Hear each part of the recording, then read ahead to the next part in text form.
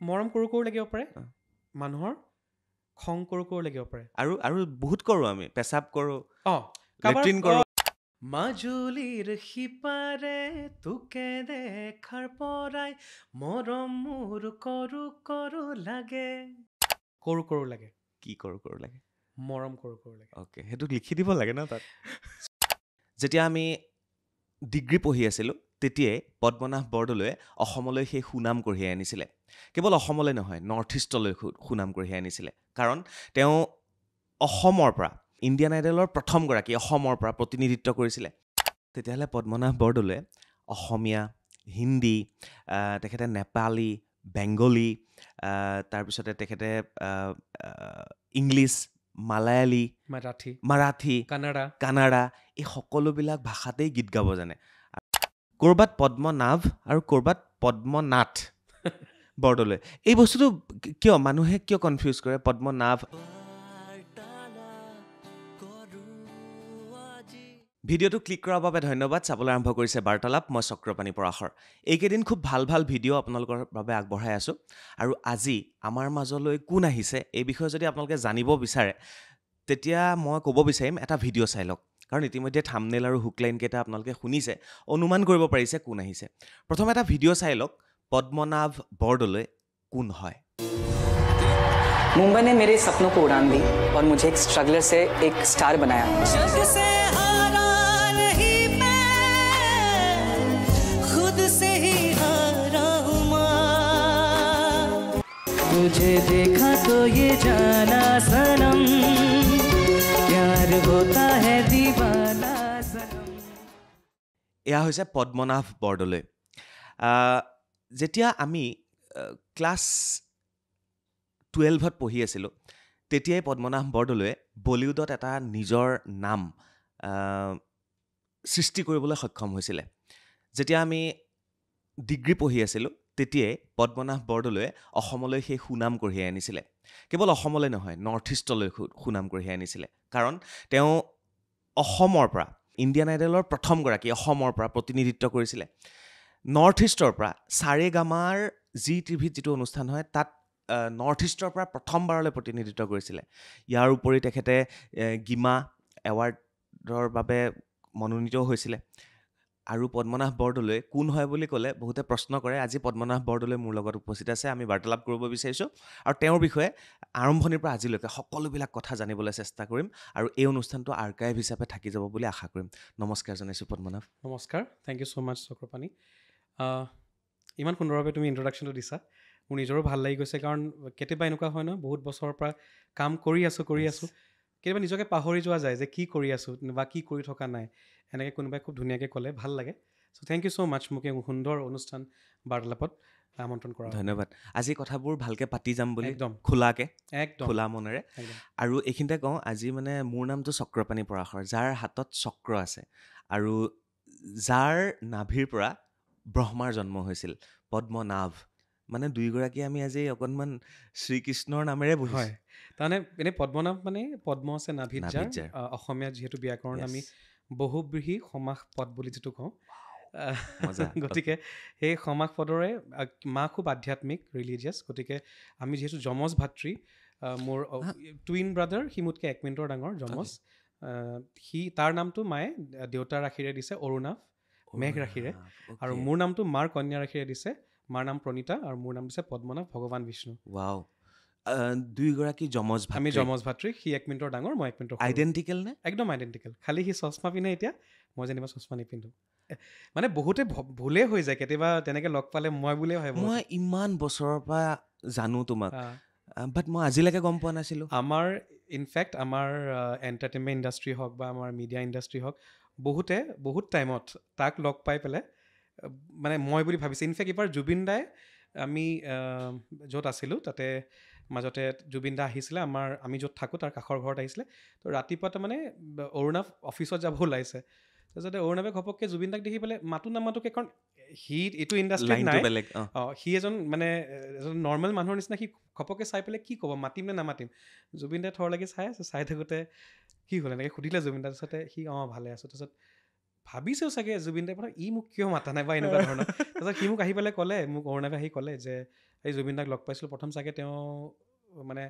মোক পদ্মনাভ বুলিয়ে ভাবিছে এনেকৈ কৈছিলে চ' সেনেকুৱা আছে বহুত ইনচিডেণ্টছ আছে মই আজিলৈকে গম নাপাওঁ আৰু এই মুহূৰ্তলৈকে গম নাপাওঁ মানে ইছৰা টুইন কেতিয়াবা চাগে তেনেকুৱা হৈছেও মোৰ বহুত বাৰ আৰু তোমাৰো এনেকুৱা হ'ব পাৰে ক'ৰবাত চাগে তুমি লগ পাইছা ভাবিছা চাগে পদ্মনাভে আজি ইমান দেখোন মুডি হৈ আছে নামাতিলে কিয়? মোক নেমাতিলে কিয় সেইটো মই নহয় কিন্তু এয়া অৰুণাভ একজেক্টলি আৰু মই যদি এইটো কথা গম পালোহেঁতেন আগতে অঁ মই এটা নিউজ 18 থাকোঁতে খুব ধুনীয়া অনুষ্ঠান কৰিছোঁ যমজ ভাতৃ ট্ৰিপলেট টুইন মিলাই পেলাই তেনেকুৱা Okay. মই গোটেই অসমৰ প্ৰায় 300 টুইনক মই যোগাৰ কৰিছিলোঁ Wow. একেলগে তেতিয়া যদি মই গম কোন ইয়েৰত আছিলে এইটো এইটো 2016 অঁ আচ্ছা আচ্ছা তেতিয়া মানে মই ইমান ধুনীয়া অনুষ্ঠান হৈছিল মানে সেইটো। আমি মিছ কৰিলোঁ ইমান ধুনীয়া অনুষ্ঠান হৈছিল মই এড চলাইছিলোঁ হা, প্ৰথম হা, হা। চলাই পেলাই গোটেই অসমৰ বেলেগ বেলেগ জেগাকে হা, আহিলে টুইন হা। হৈ গ'ল তাৰপিছত মই ট্ৰিপলেটো কৰিলোঁ ৱাও 3জন একেলগে তেতিয়া গম পোৱাহেঁতেন আজি বহিলোহেঁতেন কিন্তু একেলগে 2জনক কেইদিন বহাম একদম দে একদম তেওঁ চুলি সৰিছেনে একদম মোৰ নিচিনা টপা আমাৰ বংশ টপা আমাৰ বৰদলৈ বংশ টপা আৰু গোপীনাথ বৰদলৈহঁতৰ আমি যদি ৰিষ্টেদাৰ লাগো তো অকল মোৰ ককাহঁতৰ বংশ মোৰ বৰদেউতা মোৰ দেউতা আমাৰ তেওঁলোক যদি মোৰ আইতাহঁতৰ ৰিলেটেড হ'লেও বা দেউতাহঁতৰ ৰিলেটেড হ'লেও ককাহঁতৰ ৰিলেটেড হ'লেও আমাৰ বংশই টপা খুব ভাল লাগিব কয় বোলে ডাঙৰ কপাল বোলে ভাল অভিয়াছলি চবতে ভাল বিয়া বাৰু 2জনে কৰিলে মই কৰা নাই মই কৰিলেতো চবেই গমেই পাবা এইটোতো চক্ৰই এতিয়া চকুটি মাৰি দিছা মই বিয়া পাতিলেতো চাগে মিডিয়াত গম পাবাই কেতিয়া পাতিম কিন্তু মোৰ যমজ ভাতৃয়ে বিয়া হোৱা আজি এই 2 বছৰ হৈছে অ'কে আৰু আমাৰ কণমানি এজনী ভতিজী আমাৰ যি ভতিজী এজনী আহিছে ঘৰৰ লক্ষ্মী আয়ো তো এতিয়া মা মোৰ যমজ ভাতৃ অৰুণাভ মোৰ ভাই বোৱাৰী মোৰ কণমানি ভতিজীজনী আৰু মোৰ সৰু ভাইটি এজনো আছে ভাইটি আছে আমি তেওঁৰ নাম কি? নয়নাভ নয়নাভ অৰুণাভ পদ্মনাভ নয়নাভ অৰুণাভ পদ্মনাভ নয়নাভ এই 3গৰাকী পদ্মনাভৰ তেওঁলোকৰ ভাতৃ খুব ভাল লাগিল এতিয়া ঘৰত একেলগে জইণ্ট ফেমিলি আমাৰ গোটেইবিলাকে একেলগে থাকে অ'কে খালি আমাৰ যি পৈতৃক সম্পত্তি মোৰ দেউতাৰ সম্পত্তি খাৰগুলি উজান বজাৰ খাৰগুলিৰ মাজত আছে আৰু মই নিজৰ ভাগে এটা লৈছোঁ অম্বিকা গিৰিনগৰ অ'কে কাৰণ মোৰ গানৰ ক্লাছ চলি থাকে গতিকে মই নিজৰ ভাগে লৈছোঁ মায়ে এতিয়া মাহেকত এসপ্তাহমান মোৰ তাত থাকি যায় এই আধা ঘণ্টাৰ নিলগত আৰু মানে ওচৰতে আছোঁ বুজিলোঁ খালি বাকী সকলো তাতে দেউতাৰ প্ৰপাৰ্টিত থাকে মই যেনিবা নিজৰ প্ৰপাৰ্টিত থাকোঁ এই কাৰণটো কি মই এতিয়া কৈ দিছোঁ পদ্মনাভে বিয়া পতা নাই আনগৰাকীয়ে বিয়া পাতিলে চ' একেলগে থাকিলে কিছু প্ৰব্লেম হ'ব কাৰণ ফেচ একে সেইটোতো জমনি আছে সেইটোত হয় কিন্তু মানে কথাটো কি হয় যদিও আমাৰ ভইচ একে আমাৰ সঁচাকৈ ফেচ কাটটো বহুত মিলে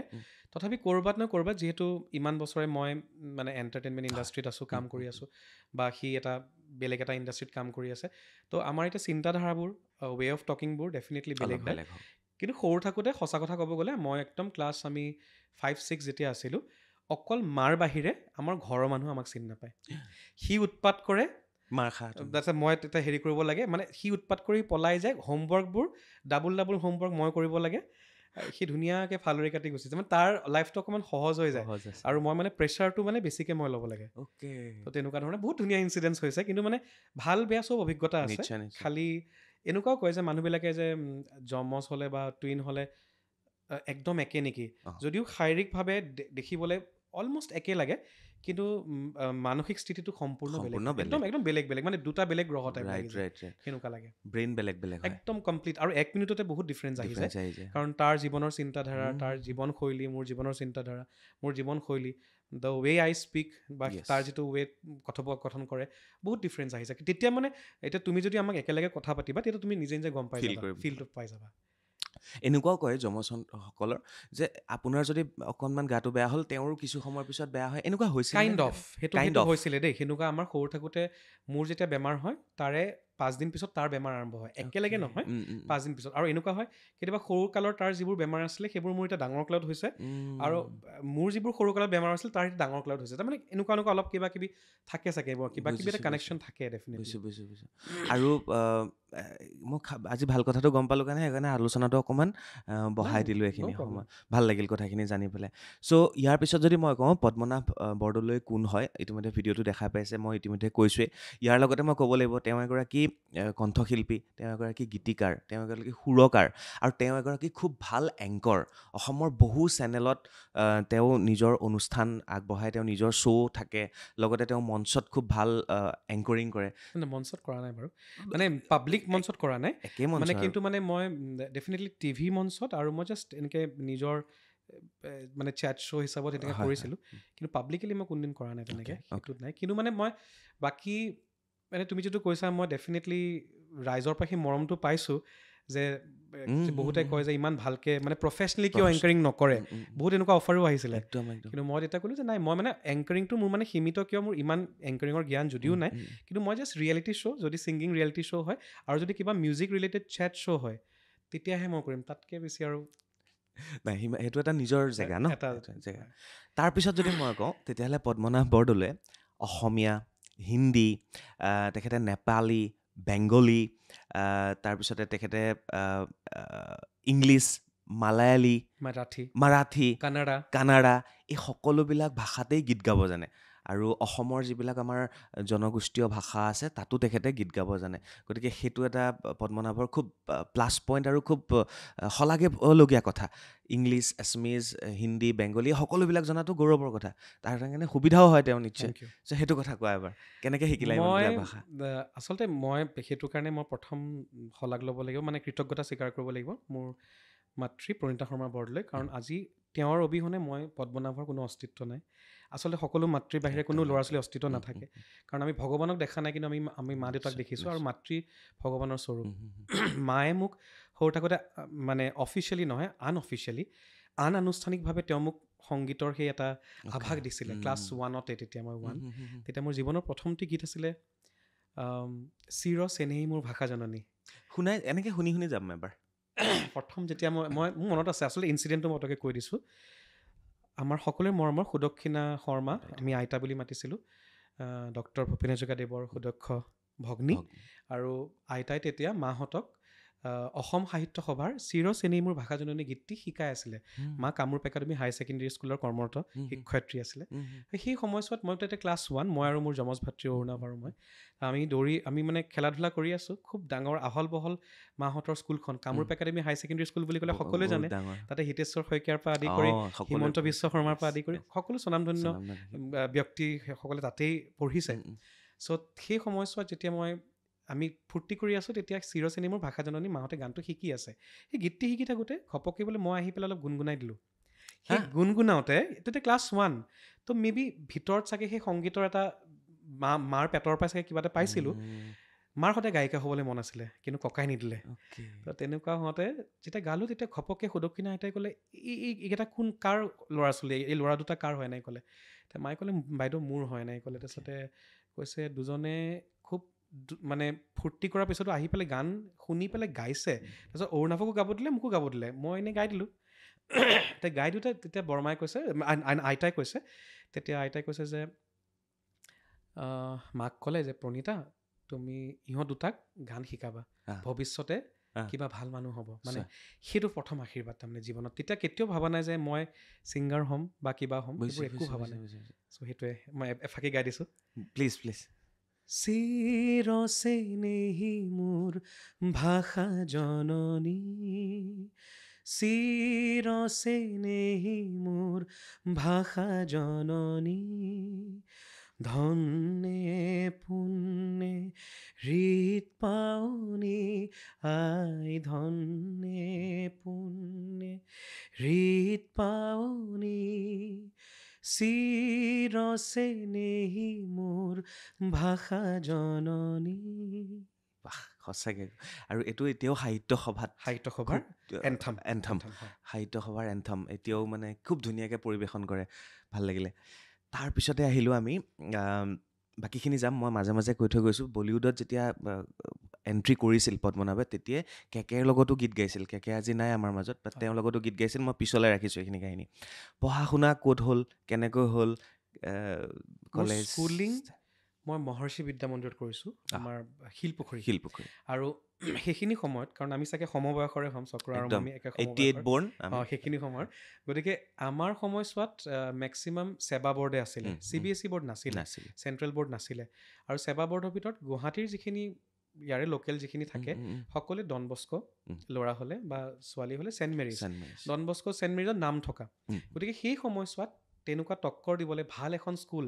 চেণ্ট্ৰেল বৰ্ডৰ পৰা মহৰ্ষি বিদ্যা মন্দিৰৰ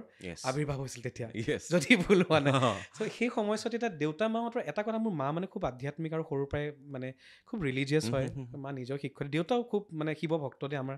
শিৱ ভক্ত মানে আমাৰ শিৱৰ মানে একদম বেলেগ হেৰি আছে। গতিকে নাজানো কি হ'ল, আমাক ক'লে যে ডন বস্কোত নিদি অৰুণাভৰ মোক মহৰ্ষি বিদ্যা মন্দিৰত দিলে।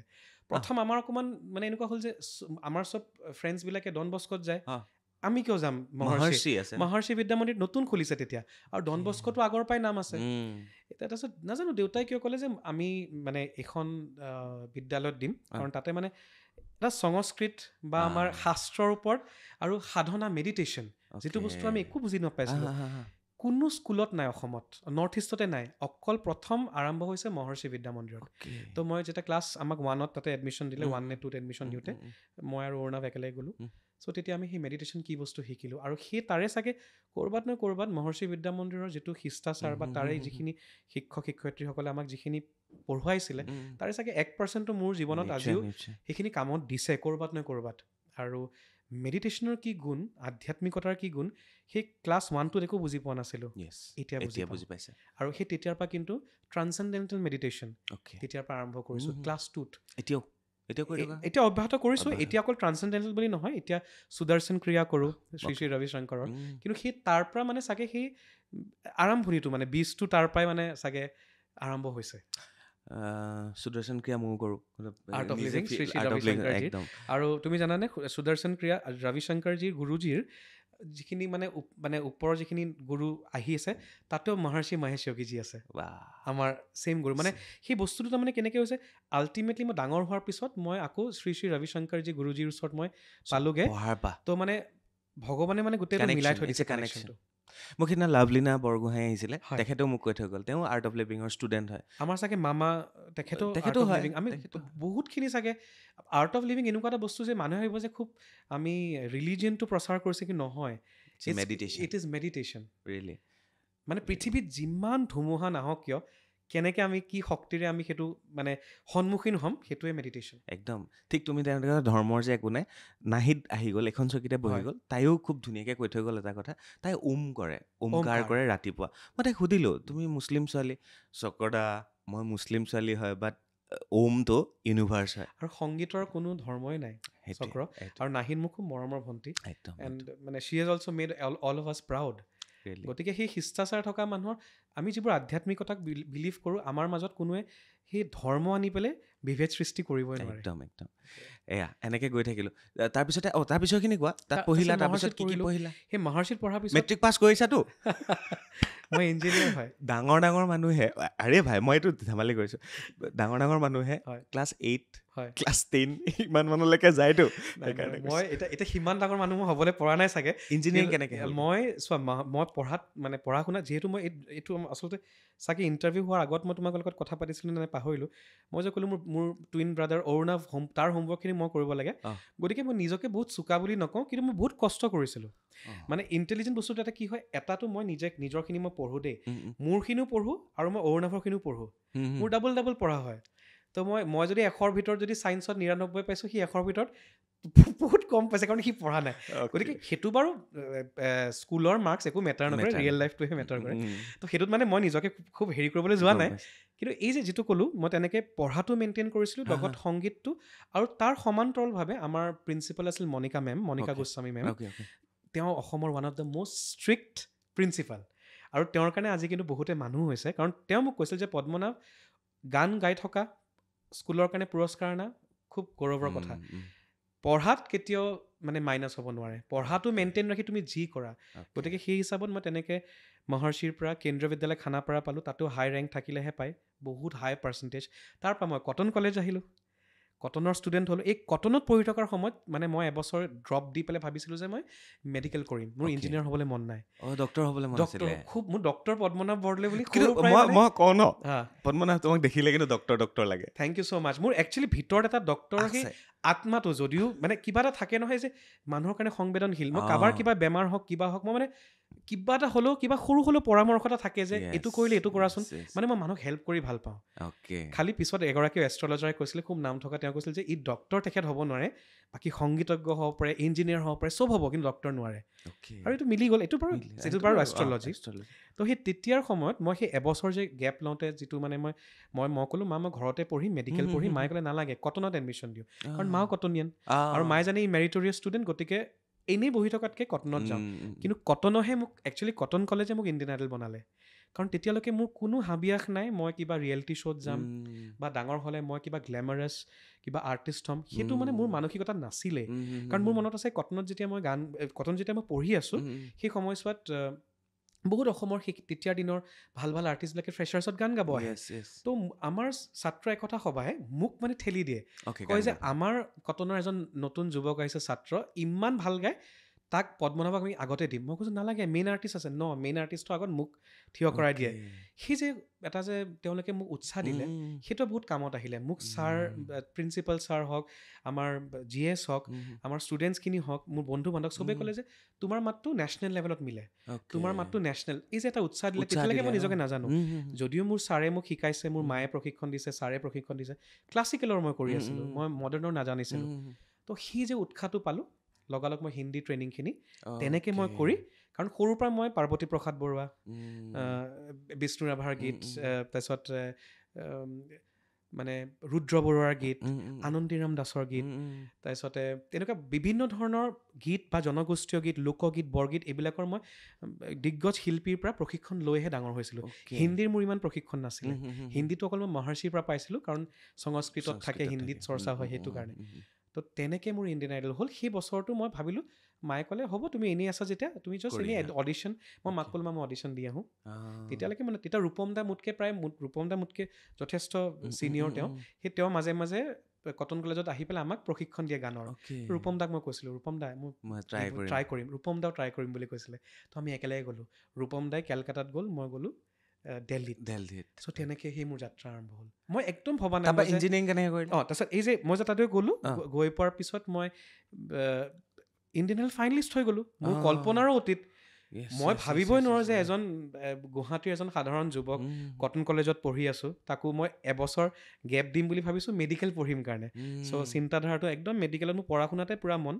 সেইখিনি কৰি থাকোঁতে যে ঘপককৈ গৈ যে মই ফাইনেলিষ্ট হৈ গ'লোঁ হৈ যোৱাৰ পিছততো মোৰ গোটেই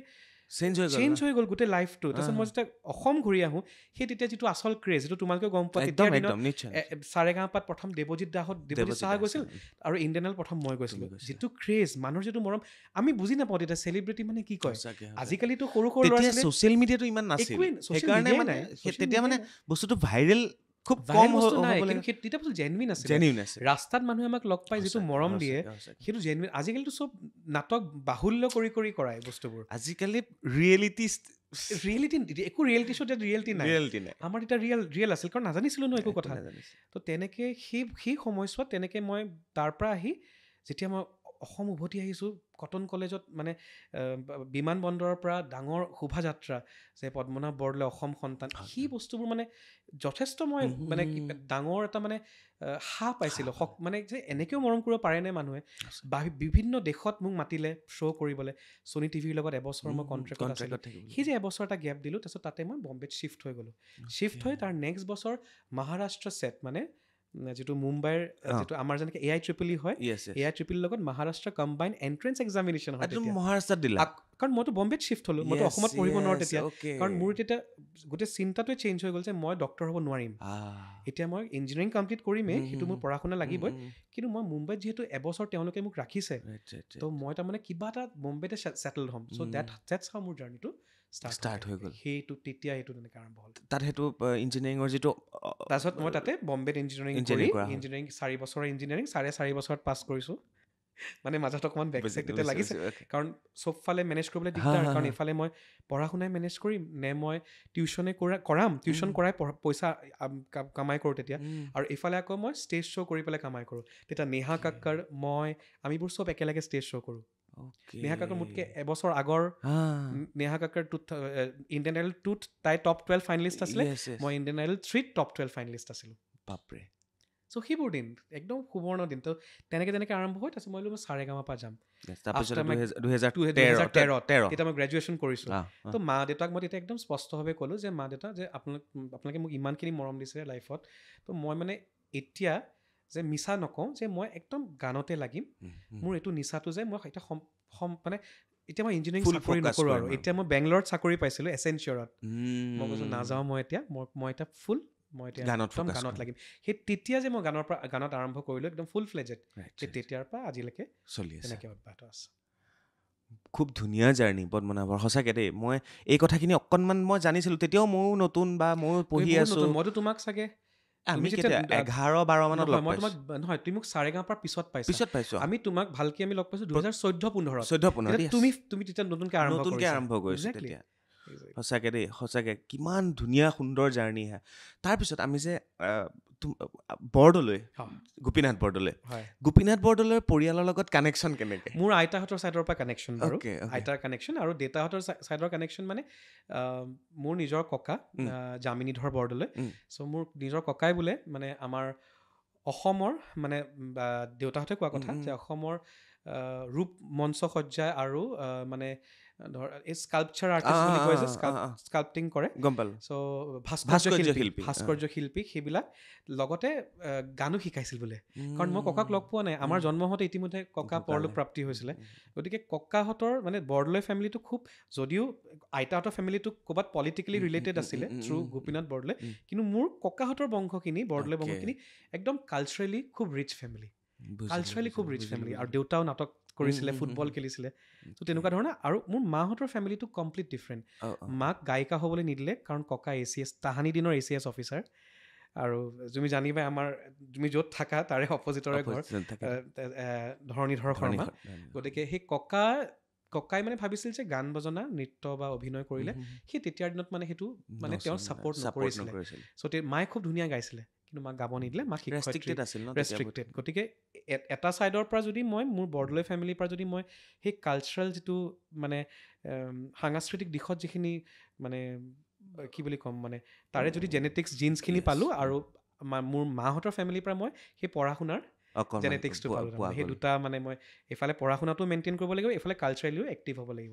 চাগে মই তেনেকৈ মই পাইছোঁ দুফালৰ পৰা অ'কে চ' পাতিম কথা শেহতীয়াকৈ বহুতকেইটা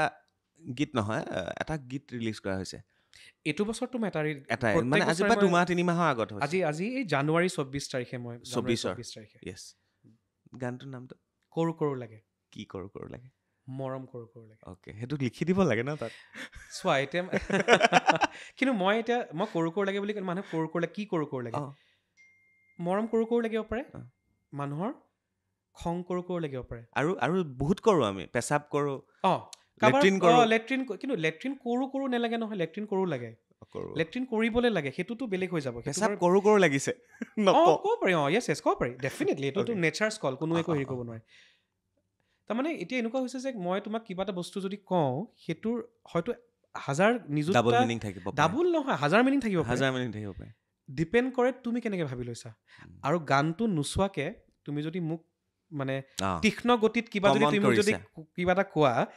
তো সেইটো মোৰ মতে যুক্তিসংগত নহ'ব কিন্তু তথাপি পদ্মনাভ বৰদলৈ যাৰ নামত পৰিচয় আছে যাৰ এটা ব্যক্তিত্ব আছে যাৰ বলিউডৰ পৰা যাত্ৰা কৰি কেকেৰ পৰা গীত আৰম্ভ কৰালৈকে ইঞ্জিনিয়াৰ হোৱাৰ পিছত ক'ৰবাত গানৰ যিটো থামনেলটোৱে ক'ৰবাত চুই যোৱা নাই নে যে এনেকুৱা গান কেলে দিব কাৰণ ভিতৰত একোৱেই নাই ভিতৰত গানটো খুব ধুনীয়া কাৰণ নহয় চোৱা চক্ৰ মই আজি ইমান বছৰৰ পৰা গান কৰি আহিছোঁ মেক্সিমাম কিন্তু মোৰ 99% মোৰ লিখনি আৰু মোৰে সুৰ এইটো কিন্তু বহুত কম ছিংগাৰৰ অসমত যোনে নিজৰ লিখনি নিজৰ সুৰ কিমান হিট কিমান ফ্লপ সেইটো এটা কমাৰ্চিয়েল এছপেক্ট কিন্তু আৰ্টিষ্ট হিচাপে মানে মই কৈছোঁ কণ্ঠশিল্পী বা সুৰকাৰ গীতিকাৰ হিচাপে মই নিজৰ কৰ্মখিনি অব্যাহত ৰাখিছোঁ এনেকুৱা নহয় যে অকল কোনোবা এটা ৰিয়েলিটি শ্ব'ৰ পৰা আহি পেলাই মই একদম নাইকিয়া হৈ গৈছোঁ প্ৰত্যেক বছৰে নিজৰ নিজৰ গীত ওলাইছোঁ এতিয়া এই গীতটি মোৰ মৰমৰ এজন ভাতৃ গোলাঘাটৰ ল'ৰা হয় তেওঁ হৃদয় চন্দন তেখেতে এই গীতটি ৰচনা কৰিছে খুব সুন্দৰভাৱে লিখিছে সুৰ কৰিছে এতিয়া কৰো কৰো লাগে শব্দটোত মই এইখিনি কথা চক্ৰ তোমাৰ পডকাষ্টৰ জৰিয়তে ক'ব বিচাৰিছোঁ যে সি আপাৰ আছামৰ ল'ৰা যদিও মোৰ routes upper Assam lower Assam সকলোৰে আছে মই গোটেই অসমৰে হয় একদম তেনেকৈ তো মিক্স আছে মোৰ তো সেইটো হ'লেও আজি মই যিহেতু গুৱাহাটীত জন্ম, মোৰ মা দেউতাৰো গুৱাহাটীত জন্ম, মোৰ ককাও গুৱাহাটীত জন্ম, গতিকে আমাৰ ইফালে সি যেতিয়া গানটো মোক গোৱাই আছিলে, সি মৰম কৌ কৌ লাগে, কৌ কৌ বুলি ক'লে। এতিয়া মই মানে বুজি পোৱা নাই হোৱাট ইজ কৌ কৌ। তো মই ক'লো কৌ কৌ মানে ৰটো নাই কম ফুটাই। এতিয়া মানে সি ক'লে যে আমি তাৰমানে কৰু কৰু লাগে বুলি যিটো আপোনালোকে কয়, আমিতো কৌ কৌ বুলি কয়, তো শুনিবলৈ শুৱলা লাগে। মই কৈছোঁ শুনিবলৈ শুৱলা লাগিছে, কিন্তু মই এইটো ফেককৈ নকওঁ, কাৰণ সৰুৰ পৰাই মই কৰু কৰু মানে মোৰ শব্দবিলাক মানে মই তেনেকেই কওঁ ন, মই বেলেগক কপি কৰাতকৈ মোৰ নিজৰ ষ্টাইলটো আছে। তো মই কৈছোঁ মই কৰু কৰু লাগে ক'ম। এই যে কৰু কৰু লাগে ক'ম, সেই বস্তুটোকে আমি মানে ভাবিছোঁ যে গোটেই গানটোৰ এটা নামাকৰণ থাকে। এতিয়া তাৰমানে মোৰ গানটোত মৰম কৰু কৰু লাগেও আছে, আৰু কৰু কৰু লাগে অভিমান তোৰে নামতো আছে। এটা কাম কৰোঁ, গানটো শুনি লওঁ। লুইতৰ সিপাৰে মাজুলীৰ চাপৰিত উজাই পানী হাঁহৈ চৰে, মাজুলীৰ সিপাৰে তোকে দেখাৰ পৰাই মৰম মোৰ কৰু কৰু লাগে, চিন্তনা ভাৱনা বুকুৰ বহনা এৰিব নোৱাৰো মনৰে বেথা, এই ভাল পাম বুলি ক'লে তই আকৌ মনে মনে বেয়া পাই যাবি নেকি, এই বেলেগ আকৌ চহৰৰে দামী দামী গাড়ী থকা লোৱা প্ৰেমত পৰিছ নেকি, এই যোন থাকে থাকক চাই লবি পাছত মই তোকে বনাম ৰাণী, তই মোৰে দেহা জন্ম ৰমৰ স্বাভিমান যাচিবি নে বিহুৱান, তই মোৰে দেহা জান মৰমৰ স্বাভিমান যাচিবি নে বিহুৱান। Thank U. গানটোততো ভিতৰত একোৱে নাই, খুব ধুনীয়া এটা মৰম লগা বিহু। কিন্তু এই যে চৰ্চা, কিছুমান মানুহে যে কৈ আছে এইবিলাক শব্দ কেলে লগাব লাগে, পদ্মনাভ বৰদলৈও এনেকুৱা হ'ল, দুজনমান। চক্ৰ, মই ভাবোঁ যে এতিয়া গঠনমূলক সমালোচনা সকলোৱে কৰাৰ অধিকাৰ আছে, ভালকৈ কৰক, একো প্ৰব্লেম নাই, কাৰণ আমি মানুহ হয়। কোনোবাই হয়তো কিছুমান বস্তু মোৰ কাৰণে যিটো হয়তো ভাল হয়, কাৰোবাৰ কাৰণে হয়তো বেয়াও হ'ব পাৰে। কিন্তু এই যে কাৰোবাক পাৰ্চনেলি টাৰ্গেট কৰি কোনোবাই নিজৰ পাৰ্চনেল গ্ৰাজ মানে মনত কাৰোবাৰ প্ৰতি কিবা চাগে বেয়া আছে, সেইটো পূৰ্ণ কৰিব গৈ যদি আনক দোষাৰোপ কৰে আৰু বেয়াকৈ কয়, আৰু বেলেগ মানুহৰ মনত, কিছুমান মানুহৰ মনত মানে উচতনি যিটো কয় যে, মানে উচতনি আৰু উত্তেজনা জনাই যেতিয়া মানুহক তীক্ষ্ণ কথাৰে বেয়াকৈ গালি পাৰে, তো সেইটো মোৰ মতে যুক্তিসংগত নহয়, আৰু মই ভাবোঁ যে সেইটো গ্ৰহণযোগ্য নহয় একদম। মানে যিটো এতিয়া অকল মোৰ বুলিয়ে নহয়, আমি সকলোৱে গম পাইছোঁ যে আজি তোমাক ইমান, তুমি আজি তোমাৰ সাংবাদিকতাত ইমান বছৰ ইমান সুন্দৰকৈ আমি জাৰ্ণিটো দেখা পাইছোঁ ন, তুমি যেনেকৈ মোৰ জাৰ্ণি দেখা পাইছা, ময়ো তোমাৰ জাৰ্ণি, আমি এদিনততো উঠি অহা কোনো কণ্ঠশিল্পী বা এজন সাংবাদিক নহয়, কিমান কষ্ট কৰি আজি তুমি নবীন নগৰ, অনিল নগৰ, তুমি বানপানীত ইয়ালৈকে তুমি ডুবি হয়নে, মই আজি ইণ্ডিয়ান আইডলত ধ্যানচান্দ ষ্টেডিয়াম দিল্লীত 60 ঘণ্টা লাইনত থিয় হৈ পানী খাই অডিশ্যন দিব গৈছোঁ। গতিকে সেইবোৰ এদিনত কৰা বস্তু নহয়। এতিয়া কোনোবাই আজি কাৰোবাক উচতনিমূলক মন্তব্য দিছে, আজিকালি তুমি গম পাবা যে নেগেটিভ পাব্লিচিটিটো বেছি, খুব বেছি। মানে মই ইমান দিনে, এতিয়া তুমি যে আজি মোৰ লগত এইখিনি বাৰ্তালাপত তুমি আজি মোৰ কথাটো সুধিছা, বহুত মানুহ 90% নাজানিবও পাৰে যে মই কি কষ্ট কৰি আগবাঢ়িছোঁ, বা কোনটো বংশৰ পৰা বিলং কৰিছোঁ, বা বংশৰ কথা ক'বলৈয়ে নাযাওঁ, কিমান কষ্ট নিজেই মই কৰিছোঁ, কিমানখিনি ষ্ট্ৰাগল কৰিছোঁ, সেইটো নাচায়। পিপল জাজ আ বুক বাই ইটছ কাভাৰ। একদম, কিতাপখন পঢ়িয়ে নাচায়, কিতাপৰ কোনো সাৰ মৰ্ম নালাগে। মই আৰু এনেকুৱাও হয় কেতিয়াবা, মই মন কৰোঁ, আমাৰ যেনেকৈ এতিয়া নিউজবোৰ যে বাজে, হেডলাইনবোৰ, মানুহে হেডলাইনটো পঢ়ি বুজিয়ে নাপায় যে কি হৈ আছে, ডাইৰেক্ট কেপশ্যন পঢ়াৰ লগে লগে ইয়াক মই গৈ পেলাই কমেণ্ট আহি গ'ল, আৰু বেয়াকৈতো ইমান, তাৰমানে মোৰ এতিয়া কি হাঁহি উঠে, এইটো আইৰনি অফ লাইফ দেই, মই কোনটো অৰ্থত কৈ আছোঁ, হয় মই গম পাইছোঁ যে কিছুমান শব্দত বাৰু কিবা মিনিং থাকিব পাৰে, ডাবল বুলি নকওঁ, হাজাৰ মিনিং থাকিব পাৰে। কোনোবাই মোক বেয়া পাইছে, বেয়া পোৱাৰো এটা ৱে আছে, তুমি মোক কেনেকৈ বেয়া পোৱাটো প্ৰকাশ কৰিবা, গঠনমূলক সমালোচনা কৰা, হয়তো কিজানি বা মোৰ ফালৰ পৰা ক'বলৈ মোক সুবিধাটো দিয়া, চিধাই তুমি, তেওঁলোক ইমান ধোৱা তুলসীৰ পাত, ইমান ভাল মানুহ যে তেওঁলোকে তোমাক গুলি মাৰিবলৈ, তেওঁলোকে কিন্তু অশ্লীল অসভ্যালি ইমান বেয়া গালি শব্দ, আজি 18টা বছৰ মোৰ যিমানখিনি সৰু সুৰা যি মোক জাৰ্ণি মই কৰিছোঁ, হয়তো কোনোবাই মোক চিনি পাইছে, হয়তো মোক কোনো চিনি পোৱা নাই, মোৰ সেইটো মেটাৰ নকৰে, কিন্তু মইতো মোৰ কষ্টখিনি জানো, মই কি কৰিছোঁ। আজি নহ'লে তুমি বাৰ্তালাপত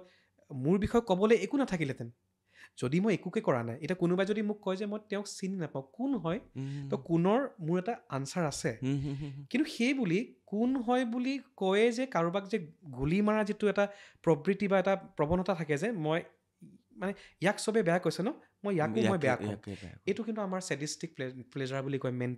মেণ্টেলি আমি তাৰমানে তুমি আজি ভাল কৰি আছা ন, তোমাক কোনো এপ্ৰিচিয়েট কৰা নাই, যে তোমাৰ কিবা বেয়া গ'ল সেইদিনা ভাল হৈছে, ইয়াক এইটো হৈছে। আজিকালি মেণ্টেলিটি তেনেকুৱা এই বস্তুটো এতিয়া এইটো বস্তু তুমিওতো আজি ইমান বছৰে সেইদিনা মোক কিবা এটা কাৰণত CID মাতি নিলে বা টিভি চেনেল পেপাৰে যিটো দিছে, তো মানে কনভিক্ট তাৰমানে এনেকুৱা হৈছে যে আইনৰ চকুত তুমি শুদ্ধ নে ভুল প্ৰমাণ হোৱাই নাই, আগতে তোমাক দোষী সাব্যস্ত কৰি তোমাক মানুহে জেলত সোমাই দিলে। আৰু মোৰ হাঁহি এইটো কাৰণে উঠিছে যে মই কোনটো মানে এটা দুখৰ থাকে যে এনেকৈও ভাবিব পাৰে মানুহে। আজি তেওঁলোকে এইটো চোৱা নাই, ঠিক আছে, কোন হয় কোনোবাই নাজানিব পাৰে। তে ক'লে দাদা আপুনি এনেকৈ কিয় লিখিছে, মোক এতিয়া গালিবোৰ কেনেকৈ পাৰে, এটাতো অসভ্যালী গালি যিবিলাক মই এতিয়া আন পাৰ্লিয়ামেণ্টাৰী ৱৰ্ডছ বুলি যিটো কয়, আন সাংবিধানিক ভাষাবোৰ মই অসাংবিধানিক ভাষা মই ক'ব নোৱাৰোঁ, গতিকে সেইবোৰ তেওঁলোকে লিখিছে। এতিয়া তেওঁলোকৰ মা দেউতাই জানো এইবোৰ নপঢ়িব, তেওঁলোকৰ সেইটো লিখিলে, মই সেইটো তেওঁলোকক ক্ষমা কৰিছোঁ, যোনে যি লিখে লিখি থাকক। কিন্তু যিসকল সচেতন মহল,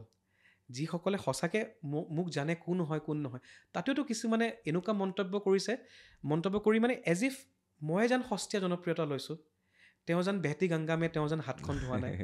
তো সেই বস্তুটো বেয়া, মানে হিপক্ৰেচিটো নালাগে। আজি মই সাহসেৰে কিবা এটা যদি কৈছোঁ, মই কৰোলৈকে নামটো দিছোঁ, মোৰ মতে কৰোলৈকে মৰম কৰোলৈকে হয় কাৰোবাৰ কাৰণে, যে তুমি ক'লা কাৰোবাৰ পেচাব কৰোলৈকে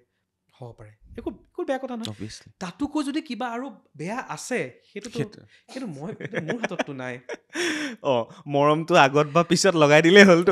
আৰু এতিয়া মোৰ এনেকুৱা লাগে, মই কিছুমান এনেকৈ মই সংবাদ মাধ্যমতো কিছুমান মই দেখোঁ, যেনেকৈ তুমি যেনেকৈ CIDত যাওঁতে তোমাক দোষী সাব্যস্ত কৰি দিলে। এতিয়া মোৰ সেইকাৰণে হাঁহি উঠে, মোতকৈ যিখিনি জুনিয়ৰ কোনোবা ছিংগাৰক মঞ্চত মানে এনেকৈ ইণ্টাৰভিউত মাতি আনি, মোৰ নামটো ওলোৱা নাই, খালী কৈছে ৰাষ্ট্ৰীয় প্ৰেক্ষাপটত ইমান নাম কৰা মানুহজনো ইমান অসভ্যালী ঘিণ লগা গান এটা ওলাইছে, এই শব্দটো ক'বলৈ তেওঁ এবাৰ নিজে চাইছেনে? গোটেই গানটো চাইছেনে? ঘিণ লগা বা লাজ লগা, মানে কোৱাত কওক, কিন্তু কোনটো ৱেইট কৈছে, সুৰটো কেনেকুৱা? এটা হৈছে যে হয় তেখেতে হয়তো যেনেকৈ তুমি মোক এতিয়া ক'লা যে এটা বৰদলৈ বংশ, এজন ইঞ্জিনিয়াৰ, ইণ্ডিয়ান আইডল, অসম গৌৰৱ, সেই হিচাপত এই শব্দটো জানো এনেকুৱা নহ'ল? কিন্তু তুমি কনভিক্ট, তুমি মোক দোষী সাব্যস্ত কৰিব নোৱাৰা নে? মানুহে মাৰ্ডাৰ কৰি আহিলেও বাচি যায়, মই একো নকৰাকৈ মোক এনেকৈ হেঁচা মাৰি ধৰিছে, মাত্ৰ এগৰাকী এই সমাজত লেতেৰাকৈ কথা কৈ নিজকে হিৰ' বনোৱা প্ৰৱণতাক এজনে মোক পাৰ্চনেলি টাৰ্গেট কৰিছে। মই কিন্তু পাৰ্চনেলি জানো যে তেওঁ চাগে পাৰ্চনেলি মোক কেতিয়াও বেয়া নাপায়, একদম বেয়া নাপায়, কাৰণ তেওঁ এইটো জানে তেওঁ ভিউজৰ কাৰণে দুটামান নাম লৈছে, আৰু তেওঁ এইটো জানে যে সংগীতক যদি কোনোবা অসমৰ বহুত ভাল ভাল ছিংগাৰ আছে, সকলোৱে কষ্ট কৰিছে, কিন্তু এই যে কেইটামান নাম ওলাই যে সংগীত চৰ্চা কোনে ইমান বছৰ কৰি আছে, যদি সাধনা কৰে, তো মই নিজকে নিজে নকওঁ, কিন্তু মানুহে মোক ক'ব, কাৰণ মোৰ আণ্ডাৰত বহুতখিনি ষ্টুডেণ্টছ আছে, মই তেওঁলোকক গীত শিকাই আছোঁ, গীত শিকোৱা নাই, মই সংগীত শিকাই আছোঁ, গ্ৰামাৰ, গতিকে মোৰো দায়বদ্ধতা বহুত আছে। ঘপককৈ ই কোন হয়, ই কৰো লাগে, ই অসভ্যালী, ই কিবা, তেনেকৈ মোক আঙুলি টোৱালে মোৰ চব নাইকিয়া হৈ নাযায় নহয়। আৰু তেওঁ মোক ইমান উচতনি দিছে যে মই বোলে বিপিন চাওডাঙৰ কাষত থিয় হ'বলৈ মোৰ অকাদ নাই। বিপিন দাহঁত মোৰ ছিনিয়ৰ মানুহ, জুবিন দাহঁত মোৰ ছিনিয়ৰ মানুহ, তেওঁলোকে মোক ইমান মৰম দি আহিছে ইমান বছৰে। বিপিন দাহঁতেও খুব ধুনীয়া ধুনীয়া এনেকুৱা গান লিখিছে, ইমান ধুনীয়া গান লিখিছে তেওঁলোকে। জুবিন দাৰ আটাইতকৈ জনপ্ৰিয় বিহুটো এইটো, ভিতালী বাৰ লগত গোৱাটো। এতিয়া মই বাৰু সেইটো এতিয়া মই ক'বলৈ নাযাওঁ, মই সেইটো ক'বলৈ গ'লে মই তাৰমানে ইতিমধ্যে মানুহে মোক টাৰ্গেট কিবা কিবি কৰে, গতিকে মই এতিয়া সেইটো টপিকত নাযাওঁ, কিন্তু মানে মোৰ এইটো ক'ম যে ফৰ এক্সাম্পল ছাপ'জ কৰোঁ লাগেতো, মই যেনে ক'লোঁ মৰম কৰোঁ লাগে, এতিয়া তুমি ধৰা পেচাব কৰোঁ লাগে, মই চিমিলাৰলি ক'ম মন যায়, মোৰ ভাত খাবলৈ মন যায়, মোৰ হাগিবলৈ মন যায়, কথাটোতো তেনেকৈও হ'ব পাৰে, কথাটো হয়নে নহয়? এতিয়া সেই বস্তুটো মই এইটো কোৱা নাই যে জুবিন দাৰ গানৰ নামটো লৈ পেলাই মই নিজকে মানে কি বুলি বচাবলৈ যোৱা নাই দেই, মই জাষ্ট এটা কৈছোঁ যে মানুহৰ চিন্তাধাৰা যদি লজিকেলি আমি এনেকৈ ভাবিব যাওঁ, তেতিয়া এইটোতো প্ৰব্লেম আছে। প্ৰব্লেম ওলাম বুলি ভাবিলে চক্ৰ মই তোমাক এটা নিযুতটা প্ৰব্লেম ওলাম, কিন্তু ভাল বস্তুটো চাবলৈ আমাক বহুত শক্তি লাগিব। নিশ্চয় নিশ্চয়। গালি পাৰিম বুলিতো মই আজি গুৱাহাটীৰ উজান বজাৰ, ময়ো লোকেল ল'ৰা, প্ৰত্যেকৰ নিজৰ দিশ থাকে, বন্ধু বান্ধৱৰ আগত কোনোবাই ধুনীয়াকৈ ভাষা ক'ব পাৰ আজি কথাটো কৈছোঁ এক্সাম্পল কৈছোঁ এতিয়া বৰষাৰাণীৰ বিষয়ে বৰষা বাহঁত মই জয়ন্ত দাসত কিমান ডাঙৰ ডাঙৰ আমাৰ তেওঁলোক কিমান ডাঙৰ ডাঙৰ মানে অভিনেতা অভিনেত্ৰী মই নিজৰ কথা ক'বলৈ যোৱা নাই দেই তেওঁলোক কিমান ডাঙৰ ডাঙৰ অভিনেতা অভিনেত্ৰী মই নিজৰ ফালৰ পৰা কৰিছোঁ আমি স্পষ্টবাদী উজান বজাৰৰ মানুহখিনি খুব ডাইৰেক্ট কথা পাতে কিন্তু তথাপি মই কিমান সাৱলীলভাৱে তেখেতে মোক ইমান মানে বেয়া বেয়া অশ্লীল ভাষ্যৰে মোক উচতনি দি আছে মই এনচাৰ নিদিওঁ এনিৱে কামত দেখালে হ'ল মোৰ কামত মই দেখাইছোঁ ৰাইট এইটো টপিক ইয়াতে শেষ কৰোঁ একদম এইটো টপিক ইয়াতে শেষ কৰোঁ বা যিয়ে কৰো লাগে আগে পিছে লগাই দিব মৰমেই হওক যিয়ে হওক হয়নে তো এইবাৰ কৰো লাগে কিন্তু হিট আৰু কৰো লাগে খুব ভাল ভিউজ 1 মিলিয়ন প্লাছ ন এতিয়া তুমি অথনি কৈছা কৰো লাগে হিট ছুপাৰ হিট সেইটো পিছৰ কথা মই এটাই ভগৱানক মানে ধন্যবাদ দিছোঁ যে ইমান মানে মানুহক বিপদত এনেই মানুহজনক পাৰ্চনেলি মোক টাৰ্গেট কৰি আছে কিন্তু কৰো লাগে এই বিতৰ্ক হোৱাৰ আগতে অলৰেডি মিলিয়ন মানুহে চাই লৈছে আৰু একদম আৰম্ভণিতে যিদিনাখনে মই পোষ্টাৰখন লঞ্চ কৰিছিলোঁ মই আৰু অভিনেত্ৰী দিগাংগনা অসমৰ নতুনকৈ উদীয়মান খুব ভাল অভিনেত্ৰী তাই আৰু লগতে আমাৰ সকলোৱে মৰমৰ আমাৰ কমেডি ষ্টাৰ যে কমেডি বুলি ক'ম আমি কমেডি যাক ইমান ভাল ইনফ্লুৱেঞ্চাৰ আমাৰ সকলোৱে মৰমৰ ৰাজকুমাৰ ৰাকুদাক মই সেই কমিক ৱেট লৈছোঁ তাতে অশ্লীলতাৰ কোনো প্ৰশ্নই নাহে গতিকে তেওঁলোকৰ নিজৰ দায়িত্ব আছে নিজৰ দায়বদ্ধতা আছে মোৰ নিজৰ দায়বদ্ধতা ৰেছপনচিবিলিটি মই জানো গতিকে কৰোলৈকে অলৰেডি আমি মিলিয়ন হোৱা আমি অলৰেডি পাৰ্টিও খালোঁ অ'কে চব হৈ গ'ল তাৰপিছত মেইন টাৰ্গেটটো মই আজি বুলি নহয় সকলোৱে জানে কিন্তু মই বাৰ্তালাপৰ মঞ্চত আজি ক'লোঁ যে কৰো লাগে মোক পাৰ্চনেলি টাৰ্গেট কৰা কাৰণটোৱে এইটো আছিল যে অসমৰ কণ্ঠশিল্পী সমাজক এগৰাকী তথাকথিত সেই তেতিয়া যিগৰাকী ইনফ্লুৱেঞ্চাৰে বেয়া শব্দটো লাইভত আহি কৈছিলে সেই তাৰ কাৰণে মই খুব ভোকেলভাৱে ভিডিঅ' এটা প্ৰস্তুত কৰি মাতিছিলোঁ মোৰ সমান্তৰালভাৱে যিসকল অসমৰ কণ্ঠশিল্পী আছিল জনপ্ৰিয় কওক অজনপ্ৰিয় কওক এষ্টাব্লিছ হওক নন এষ্টাব্লিছ হওক ছিনিয়ৰ হওক জুনিয়ৰ হওক সকলোৱে মাতিছিল খালি মোৰ ভিডিঅ'টো বেছিকৈ প্ৰচাৰ হ'ল ভাইৰেল হ'ল কাৰণ মানুহে চাগে যুক্তিটো বুজি পালে আৰু সেইটো কাৰণে তেখেতে ৰঙাঘৰৰ আলহী হোৱাৰ পিছত ওলাই আহি প্ৰথম টাৰ্গেটটো গুলিটো মোক মাৰিছে কিন্তু মই তেওঁক পাৰ্চনেলি একো বেয়া নাপাওঁ কাৰণ মই তেওঁক পাৰ্চনেলি চিনি নাপাওঁ আৰু মই 100% জানো যে ঋতু কলিতা মই নামটো লৈছোঁ ঋতু কলিতা নামৰ যিজন মানুহ আছে তেওঁ বিজনেছ কি কৰে নকৰে মোৰ কোনো প্ৰব্লেম নাই কোনো মতলব নাই মই কোন হয় তেওঁ যদি ইমান দিনে নেজানিছিলে এতিয়া চাগে তেওঁলোকে গমো পালে যে মই কোন হয় মোৰ তেওঁৰ প্ৰতি পাৰ্চনেলি কোনো প্ৰব্লেমে নাই মই মাতিছিলোঁ আমি সমজুৱা হৈ পেলাই একেলগ হৈ আমাৰ কণ্ঠশিল্পী আৰু বাদ্যযন্ত্ৰী সমাজখনক আৰু এতিয়া তেওঁ নিজেও এজন কণ্ঠশিল্পী হৈ পৰিছে গতিকে এতিয়া চাগে মই ভাবোঁ যে এতিয়া তেওঁ কণ্ঠশিল্পী হ'ল ন এতিয়া কণ্ঠশিল্পী আৰু বাদ্যযন্ত্ৰী শিল্পীৰ যিখিনি কষ্ট এতিয়া তেওঁ উপলব্ধি কৰিব আৰু ইয়াৰ পিছত ভৱিষ্যতে চাগে তেওঁ গালি নাপাৰে মোৰ মানে আজি মই কণ্ঠশিল্পী নেকি তেওঁ নতুনকৈ গান গাবলৈ আৰম্ভ কৰিছে এতিয়া মই এইটো কথা গম নাপাওঁ একজেক্টলি তো আজি মানে বাৰ্তালাপৰ এই পডকাষ্টৰ পৰা তোমাৰ পৰা মই বস্তুটো কৈছোঁ যে মোৰ সেই মানুহজনৰ প্ৰতি কোনো বেয়া ভাৱ নাই আৰু বহুতে আকৌ লিখে মানে এই উচতনি দিয়ে যে আপোনাক কিন্তু তেখেতে ফালিছে এইবোৰ যে তোমালোকে ৰস লৈ থাকা যোনে কাক কোনে ফালিছে কাৰণ তেওঁ ভালকৈ জানে তেওঁ যদি তেওঁ এতিয়া ডেফিনেটলি কাৰণ মানুহৰ কেতিয়াবা ভুল হৈ যায় তেওঁ নিজে কৈছে তেওঁ সুৰামত্ত অৱস্থাত আছিল বা কিবা ৰাগিয়াল অৱস্থাত আছিল সেইকাৰণে তেওঁ সেই অশালীন শব্দটো কৈছিলে হয়তো কোৱা কথাখিনি তেওঁৰ ভুল নাছিল কিন্তু হয়তো তেওঁ ৱে অফ টকিংটো বেয়া আছিল আমি প্ৰতিবাদ কৰিছিলোঁ গালিটো তেওঁ উল্টা ভাবি আছে বস্তুটো এনেই তাৰমানে ভিউজ পাবলৈ কিবা পাবলৈ অমুকক গালি তমুকক গালি কিন্তু মেইন যিটো কথা সেই কথা কিন্তু কোনো ডিছকাছ নকৰিলে আমাৰ বাদ দিয়া এইটো কথা ইয়াতে শেষ কৰোঁ কাৰণ এইটো পাতিলে আকৌ ৰাইজে ওলাব আমি নিজৰ ট্ৰেকত থাকোঁ আমি পদ্মনাভ বৰদলৈৰ বিষয়ে জানিবলৈ চেষ্টা কৰি আছোঁ তাৰপিছত জিমি এৱাৰ্ড মানে গ্ল'বেল ইণ্ডিয়ান মিউজিক এৱাৰ্ড ইণ্ডিয়াৰ গ্ৰামী বুলি কয় তো ইয়াত কেনেধৰণে যাব পৰা হ'ল বা কেনেধৰণে আগবঢ়া হ'ল ইয়াৰে আঁৰত আচলতে এটা কাহিনী আছে প্লিজ কাহিনীটো এনেকুৱা যে আচলতে নাটকীয় যেন লাগে কিন্তু জীৱনৰ কাহিনীবোৰ তাৰ পৰাইতো নাটক হয়গৈ ন মই 2015-16 কথা 2015-16 তেতিয়া মোৰ দীৰ্ঘদিনীয়া যি মোৰ প্ৰেম কাহিনী মোৰ এক্সৰ লগত মোৰ ব্ৰেকআপ হৈছিল তেখেত কেলকাতা মিউজিক ইণ্ডাষ্ট্ৰী খুব ভাল গায়িকা আজিকালি কেলকাতাৰ পৰা ধেৰ আহিছে ন আমাৰ ইয়াত গান গাবলৈ বাপৰে তেনেকুৱা বিধৰ নেকি নাই তেওঁ খুব এষ্টাব্লিছ ছিংগাৰ এষ্টাব্লিছ আমি একেলগে ৰিয়েলিটি শ্ব' কৰিছিলোঁ তেতিয়াৰ দিনত গতিকে তেওঁ আৰু মই আমি প্ৰায় 6-7 বছৰ ৰিলেশ্যনশ্বিপত আছিলোঁ কিবা কাৰণত আমাৰ মানে অসমত গান গাবলৈ অনা নাছিলা মই তেওঁক তাইক তেতিয়া অসমত গান গাবলৈ মাতা নাছিল মাতা নাছিল তেতিয়া আমাৰ সেই আগেন ছ'চিয়েল মিডিয়াৰ ইমান বলবালা নাই এতিয়া হ'লেতো বহুত গালোহেঁতেন কিন্তু মই তাইৰ লগত একেলগে আমি গাইছোঁ ৰিয়েলিটি শ্ব'ত কিন্তু অসমত মাতা নাছিল অসমত খালি কামাখ্যা মাৰ দৰ্শন কৰিবলৈ আহিছিলে আৰু মোৰ ঘৰত আহিছিলে এনিৱেজ তো খুব ভাল গান গায় ইনফেক্ট মই নামটো এইকাৰণে নকওঁ বিকজ তেওঁৰ পাৰ্চনেল জীৱন আছে তো সেই তেতিয়াৰ সময়ত যেতিয়া ব্ৰেকআপ হ'ল মই খুব ভাঙি পৰিছিলোঁ মোৰ তাৰমানে সৰুৰ পৰাই কোনো এই মদ ভাং চাধা চিগাৰেট বিৰি এইবিলাকত কোনো মোৰ মতলব নাই মই ভাত খাই ভাল পাওঁ সৰুৰ পৰাই শকত ভতুৱা মই আৰু আগতে চুইমিং কৰিছিলোঁ তাৰপিছত খুব ভাত খাই মই খুব ভাল পাওঁ আৰু খানা বনাই খুব ভাল পাওঁ চ' সেইটো কাৰণে মই শকত মই সেইটো কাৰণে ক'বলৈ কোনো লাজ নকৰোঁ কিন্তু মই সেই সময়ছোৱাত যেতিয়া খুব ভাঙি পৰিছিলোঁ তেতিয়া মানে ভাবিছিলোঁ যে কিবা খাই দিওঁ নেকি মানে এটুপি কিবা খাই দিওঁ নেকি বা ছামথিং কিবা এটা মানে এই যে মানে যেতিয়া তোমাৰ জীৱনত যেতিয়া এনেকুৱা মানে প্ৰেম বিচ্ছেদ হয় হয়তো তুমি খুব ভাল কৰিবা নহ'লে তুমি একদম ধ্বংস হৈ যাবা তো মই সেইটো পৰ্যায়ত আছিলোঁ মোৰ বন্ধু এজনৰ লগত আমি বাৰান্দাত মানে তাৰ ঘৰৰ বেলকনিত বহি আছোঁ সি ভাল গীটাৰ বজায়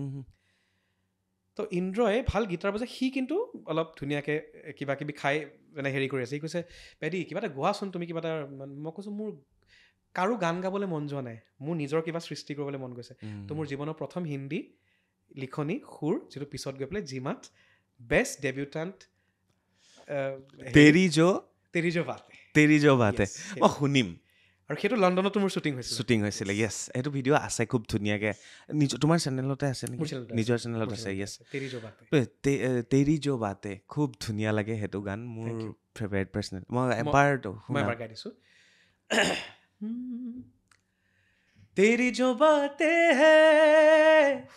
वो मुलाकातें हैं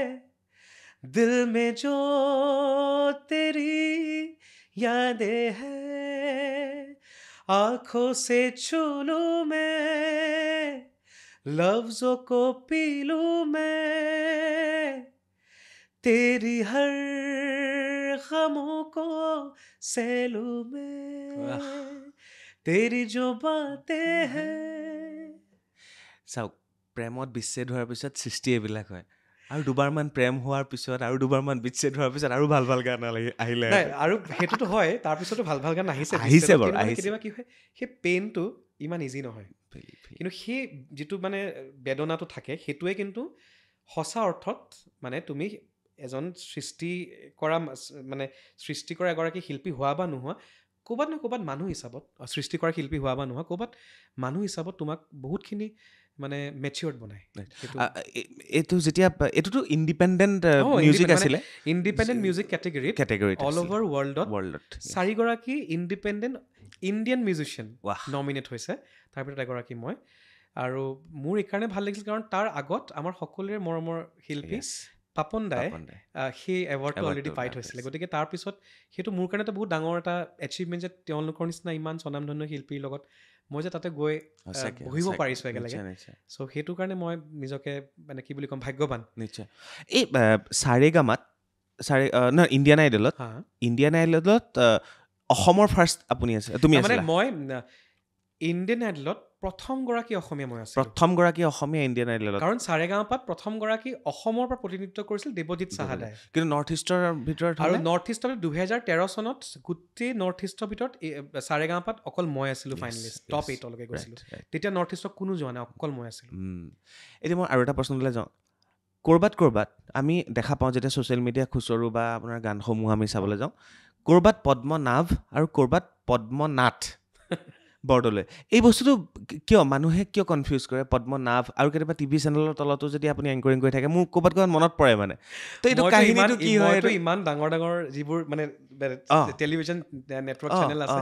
তাতে মোৰ নিজৰ অনুষ্ঠানো চলি আছে অনুষ্ঠানটো ধুনীয়াকৈ গৈ আছে যে দ্য উইকেণ্ড উইথ পদ্মনাভ তাতে য'ত মই ডাঙৰ চেলিব্ৰিটিজৰ মই ইণ্টাৰভিউ লৈছোঁ পলাশ সেন ইউফৰিয়া আমাৰ ডক্টৰ পলাশ সেন কল্যাণ দাহঁতৰ ইণ্টাৰভিউ লৈছিলোঁ গতিকে তাতে ধুনীয়াকৈ শ্ব' চলি আছে কিন্তু এই কেতিয়াবা যে মানে আজি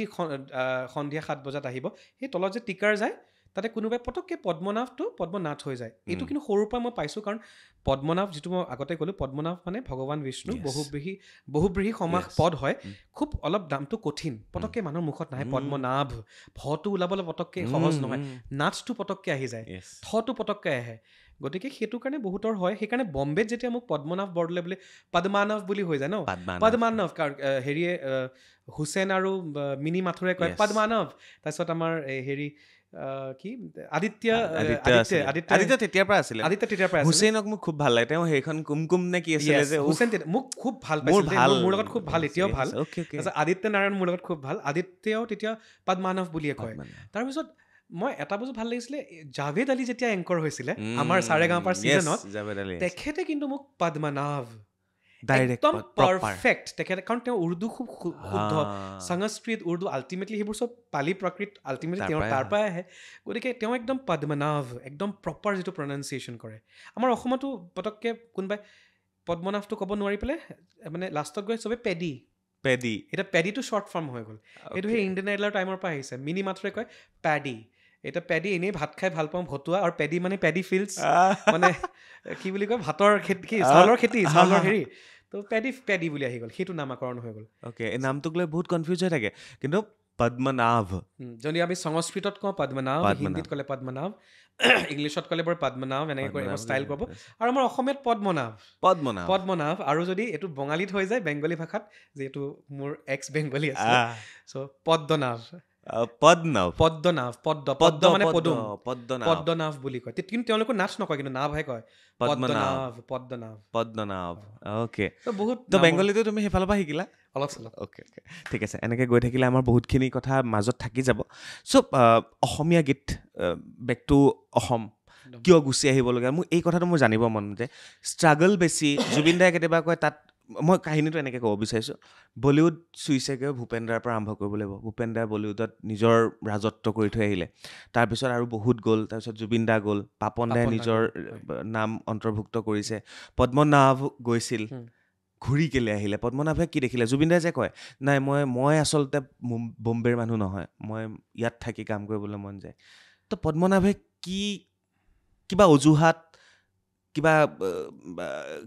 কিবা পোৱাৰ ইচ্ছা নোপোৱাৰ বেদনা নে ষ্ট্ৰাগল নে কম্পিটিশ্যন যি কাৰণে বলিউডত পৰা গুচি আহিবলগীয়া হ'ল মই চাগে মানে মোৰ কথাটো এনেকুৱা মোৰটো অলপ ডিফাৰেণ্ট হৈ গ'ল কাৰণ সকলোৱে অসমত সুন্দৰ গীত গাই পপুলাৰ হৈ চিনাকি হৈছিলে মই ডাইৰেক্টলি ৰাষ্ট্ৰীয় প্ৰেক্ষাপটত গান গাই চিনাকি হৈছোঁ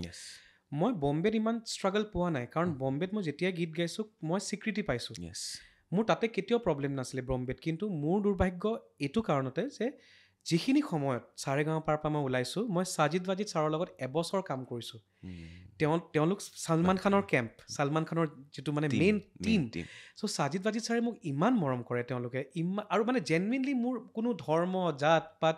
একো ভাষা একো চোৱা নাই জানে যে পদ্মনাভে ভাল গান গায় ল'ৰাটোৱে একদম চিনচিয়াৰ হয় তেওঁলোকে মোক আঁকোৱালিছে গোটেই মই ৱৰ্ল্ড টুৰ কৰিছোঁ তেওঁলোকৰ লগত কিন্তু মোৰ তেনেকুৱা একো নাছিল যে মই বলিউডত কিজানি নোৱাৰিম নেকি পাৰিম নেকি মোৰ সেইবিলাক একো নাই মই সৰুৰ পৰাই মানে ফ'কাছ মই কিবা এটা কৰিম মই এটা সদায় পজিটিভ এটিটিউড লৈ আগবাঢ়োঁ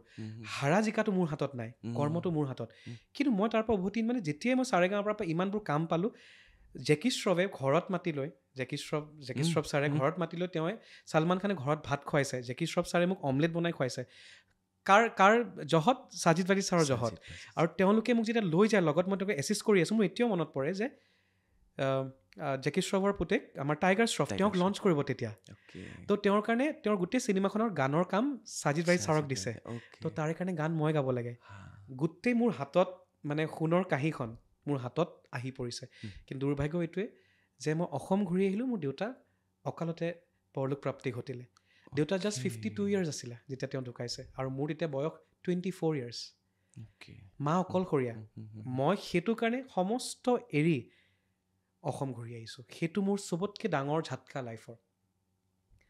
আৰু তাৰে কেইবছৰমান তাৰে সমান্তৰালভাৱে মোৰ তেতিয়া প্ৰেম বিচ্ছেদ ঘটিছিলে গতিকে মই কোনো ফালৰ পৰা এইফালে নাম কৰিছোঁ এইফালে মোৰ কৰ্ম আৰম্ভ হৈছে এইফালে মোৰ ঘৰুৱা অশান্তি আৰম্ভ হৈছে ঘৰত দেউতাক হেৰুৱা মানে পৃথিৱীত তাতকৈতো আৰু একো হ'ব নোৱাৰে আৰু মই তেনেকুৱা আমি অসমীয়া মানুহ ইমান স্বাৰ্থপৰ নহয় যে মাক বাপেক গুচি যাব মই নিজৰ কেৰিয়াৰ গঢ়ি থাকিম সেইটো মোৰ দ্বাৰা নহ'ব লগালগ মই বম্বেৰ যিমানখিনি আছিল চব সামৰি মই অসম উভতি আহিছোঁ আৰু তেতিয়াৰ পৰা সেই 2015-16 চনৰ পৰা যে মই অসমত আছোঁ মই কিন্তু ইয়াতে কাম কৰি গৈছোঁ ইয়াতে বহুতখিনি শিকিছোঁ এই তেতিয়াৰ পৰা মই মানে একদম অসমত আকৌ জিৰ'ৰ পৰা আৰম্ভ কৰিছোঁ গতিকে সেইটো মোৰ ষ্টৰী আৰু এনেকুৱাও নহয় যে কেলেনো মন নাযাব কালি যদি মোক এতিয়া শ্বাহৰুখ খানৰ মুভিত যদি মোক ৰাম সম্পত তেওঁ মোক ফোন কৰি মাতে মই তেওঁৰ পত্নীৰ সৈতে এটা পডকাষ্ট কৰিছিলোঁ হয় সোনা মহাপাত্ৰ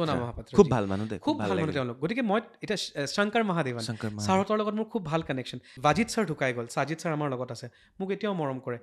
তো মোৰ মৰমটো ডাঙৰ নহয় আমি তাতে গৈ বহি থাকিব লাগিব বৰ্তমান মই যেতিয়া আহি পেলাই অসমত কাম কৰিছোঁ এতিয়া মই ইয়াতে কাম কৰিম বুজিলোঁ যেতিয়া মই তাতে যাম মই তেতিয়া তাতে কাম কৰিম এতিয়া মন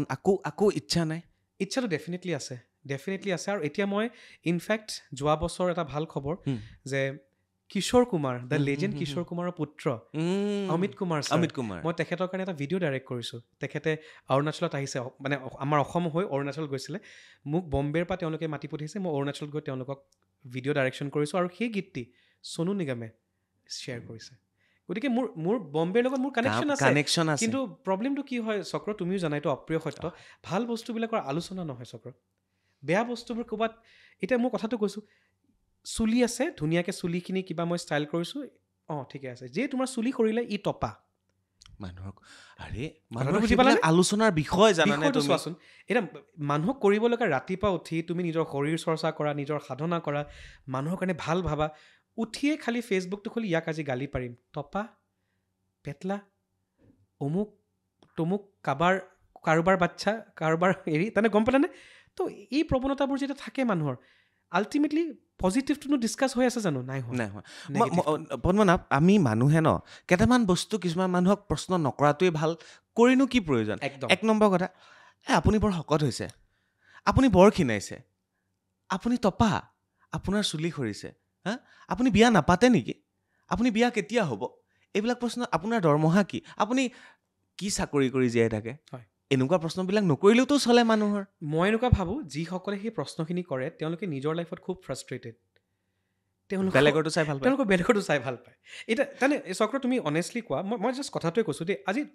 তুমি ইমান ধুনীয়াকৈ সাংবাদিকতা ইমান বছৰৰ পৰা কৰি আছা তোমাৰ বেলেগ কিবা ভাবিবলৈ সময় আছেনে সময় নাই তুমি আজি বাৰ্তালাপটো কেনেকৈ নিজৰ জন্ম দিয়া এটা বস্তু কেনেকৈ তুমি গঢ়ি উঠাইছা আজি মই গান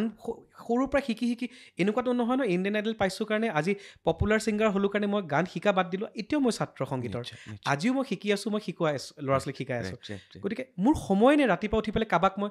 তুমি ক'লা হ'লা তুমি বগা হ'লা তুমি টপা নেকি তুমি শকত নেকি তুমি এনেকুৱা এইবোৰ ক'বলৈ আচলতে তোমাৰো সময় নাই মোৰো সময় নাই যিসকলে নিজৰ মানে কি বুলি কয় কনষ্ট্ৰাকটিভ কাম কৰি গৈ আছে তেওঁলোকে কাৰো বেয়াটো নাভাবে একদম পদ্মনাভ ভাল লাগিছে কথাখিনি পাতি আৰু মানে একদম খুব পজিটিভ কথা হৈছে আৰু ডাইৰেক্ট কথা হৈছে ন মোৰ সেইকাৰণে ভাল লাগিছে নাই আৰু ইয়াতে মই আৰু এটা কথা চক্ৰ মানে বহুত দিনৰ মানে ধৰা বহুত হিচাপে প্ৰত্যেকগৰাকী এতিয়া আৰ্টিষ্ট শব্দটো ক'বলৈ ভয় লাগে মোৰ অসমত শিল্পী বুলি ক'লে শিল্পী মানে মই কিম্বদন্তী লেজেণ্ডৰ কথা কোৱা নাই এজন মানুহে যেতিয়া এটা আৰ্ট ফৰ্মত কাম কৰে তেওঁক আৰ্টিষ্ট বুলিয়েতো ক'ব এটা আৰ্ট ফৰ্মত কাম কৰি আছে গতিকে কণ্ঠশিল্পী হওক বা অভিনেতা অভিনেত্ৰী হওক যোনেই নহওক ডান্সাৰে হওক প্ৰত্যেকে নিজৰ লাইফত এটা নিজৰ পাৰ্চনেলিটি থাকে আজি তুমি মোক পাৰ্চনেলি চিনি নোপোৱালৈকে তুমি মোক পটককৈ এটা এনেকুৱা ন জাজ কৰিলে এই মানুহৰ জাজমেণ্টেল যিটো ছ'চাইটি মোক প্ৰত্যেকে কোনোবাই মানে যেতিয়ালৈকে মোৰ লগত কথা নাপাতে চবেই কয় এই অহংকাৰী এই যিটো অথনি ক'লোঁ টপা বগা এইটোতো পৰে এইবোৰ অহংকাৰী ন জাষ্ট বিকজ মই স্পষ্টতাৰে কথাখিনি কওঁ কাকোকে নেতেলাওঁ মই অহংকাৰী হৈ গ'লোঁ কিন্তু ছেইম বস্তুটো মই যদি তেলাই পেলাই কওঁ তেতিয়া আকৌ তাতো প্ৰব্লেম আছে তেলাই পেলাই ক'লোঁ তেওঁ ক'ব ইমান ডাউন টু আৰ্থ ন আকৌ তাতো প্ৰব্লেম আছে তাতো ক'ব এই বেছি তেলতীয়া তেল দিয়ে চবফালে প্ৰব্লেম চবফালে গতিকে মই হৈছোঁ আনএপলজেটিকেল মানে মই ক্ষমা নিবিচাৰোঁ কোনো কথাত কষ্টৰে কাম কৰিছোঁ হয় ভুল হৈছে মই মানিম ভুল হোৱা নাই মোক জোৰ জবস্তি কোনো চৰি খুৱাব নোৱাৰে ঠিক এইটো তোমাৰ ক্ষেত্ৰতো হয় চবৰ ক্ষেত্ৰত খালি মই এইটো ভাবোঁ যে জাষ্ট বিকজ ছ'চিয়েল মিডিয়াত কাৰণ আমাৰ ৰিয়েল লাইফটো বহুত বেলেগ দে চক্ৰ তুমিও জানা এইটো কথা ছ'চিয়েল মিডিয়াত আমি 5% দেখাও 5% 0.09% মই সঁচাকৈ কৈছোঁ আজি যিমানে এতিয়া মই বোলে বৰ কথা পাতি আছোঁ ষ্টেজত বোলে মোক গান গাব দিলে মই বোলে সুৰতে গাব নোৱাৰিলোঁ তেতিয়াতো আচল ৰূপটো ওলাই পৰিব